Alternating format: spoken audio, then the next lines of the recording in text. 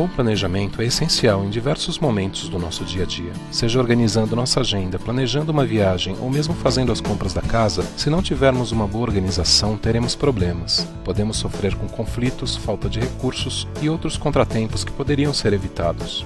Cada dispositivo em cada rede na internet tem um endereço numérico chamado de IP.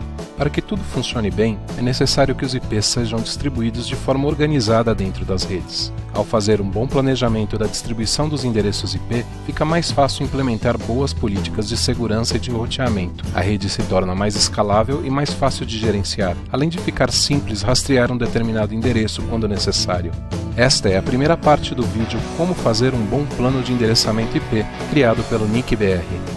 Uma boa distribuição de endereços tem 4 propriedades: a unicidade, a documentação, a conservação e a agregação. Unicidade significa que cada endereço deve ser único no mundo. Isso também vale para grandes blocos de endereços agrupados. Caso contrário, não se saberia qual seria o destino correto do pacote. Essa característica é essencial para o funcionamento da internet. E quem garante essa unicidade? Na internet, os endereços são controlados de forma hierárquica. A IANA fornece blocos únicos para o LACNIC, que fornece blocos únicos para o NICBR. O NICBR fornece blocos únicos para os provedores e outros sistemas autônomos, e esses atribuem blocos ou endereços também únicos para cada um de seus usuários.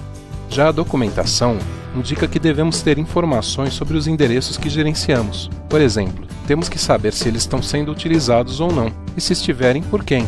A IANA mantém os registros dos endereços livres e dos que foram entregues a cada registro regional. Os registros regionais e nacionais, como o NICBR, mantêm informações públicas no sistema chamado RUIS sobre que organização é responsável por cada um dos blocos IP no mundo. Cada provedor ou organização é responsável por manter as informações do seu próprio bloco atualizadas nesse sistema de RUIS e também por manter uma documentação interna sobre o uso dos endereços. A conservação diz respeito ao não desperdício dos endereços. Eles têm que ser utilizados com inteligência, de acordo com a necessidade. Mas como sabemos, o IPv6 possui muito mais endereços que o IPv4, então naturalmente as abordagens práticas serão um pouco diferentes. Por fim, a agregação está relacionada à forma como cada rede informa as demais quais são seus próprios endereços, ou seja, está relacionada ao roteamento. Essas informações devem ser fornecidas da forma mais resumida que for possível. Para entender a agregação, imagine que Bob mora nos Estados Unidos e vai enviar um pacote para Alice, que mora no Brasil. Ele sabe o endereço da Alice e envia a encomenda pelo correio norte-americano. O correio não sabe como chegar diretamente até o endereço da Alice, não sabe nada sobre nossas cidades e ruas, mas sabe onde fica o Brasil e consegue enviar os pacotes para cá. Quando a encomenda chega ao Brasil, o correio brasileiro envia para o estado em que Alice mora, depois a sua cidade, etc., até chegar à agência mais próxima da sua casa, que sabe exatamente o que fazer para efetuar a entrega. Na internet, cada rede pode ter diversos blocos de endereços IP e deve informar cada um desses blocos a seus vizinhos, por meio do protocolo BGP. Pode-se informar o bloco de forma única, resumida, ou então dividi-lo em pedaços menores e informar cada um deles. Uma rede mal configurada pode enviar informações dos pequenos blocos alocados a seus clientes para os vizinhos via BGP. Isso é muito ruim. A tabela BGP é um grande mapa sobre como chegar em cada destino na internet e não deveria ter informações tão detalhadas. Imagine se o correio norte-americano tivesse que conhecer os detalhes de cada rua e cada casa dos brasileiros. O sistema seria um caos, complexo demais, não funcionaria. Por isso usamos a agregação. No lugar de informar pequenos blocos de endereços, a rede de origem agrega os conjuntos de endereços informando-os em um único bloco. Desse modo, o vizinho sabe chegar até a rede de origem e a rede de origem encaminha o pacote até o destino desejado. Com a agregação, os protocolos de roteamento interno, como o SPF e o ISS, e o protocolo externo, o BGP, funcionam melhor. Fica mais fácil de gerenciar a rede e a internet como um todo é beneficiada, tornando-se mais escalável. Apesar do conceito de agregação ser muito simples, há muitas redes que simplesmente não fazem isso. Há relatórios feitos periodicamente sobre as redes que mais desagregam na internet e dão inclusive dicas sobre como melhorar a situação.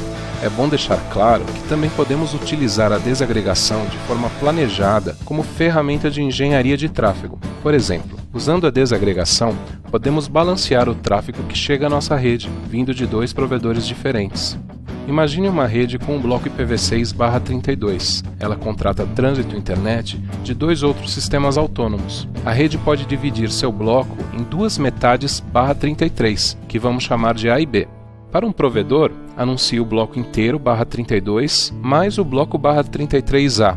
Para o outro provedor, anuncie o bloco inteiro e o bloco B. No BGP, os blocos menores, ou seja, os prefixos mais específicos, mais longos, são sempre preferidos. Então, o tráfego destinado à metade A dos endereços tem preferência de chegar pelo primeiro provedor, e o tráfego destinado à metade B dos endereços tem a preferência de chegar pelo segundo. A rede consegue dessa forma fazer o balanceamento do tráfego de entrada, mas alguns cuidados devem ser tomados. O que você acha que aconteceria se todos os usuários da rede tivessem endereços na primeira metade do bloco? Nesse caso, não adiantaria anunciar a segunda metade para o outro provedor de trânsito. Nenhum dado chegaria ali.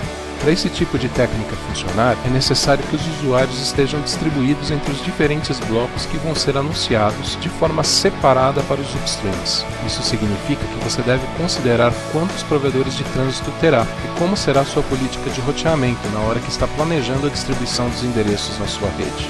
Bom, você já deve ter entendido a importância de planejar bem a distribuição dos endereços IP em uma rede e as propriedades presentes em um bom plano, a unicidade, documentação, conservação e agregação. Na segunda parte do vídeo, daremos recomendações e exemplos sobre como distribuir os endereços, na prática. Até lá!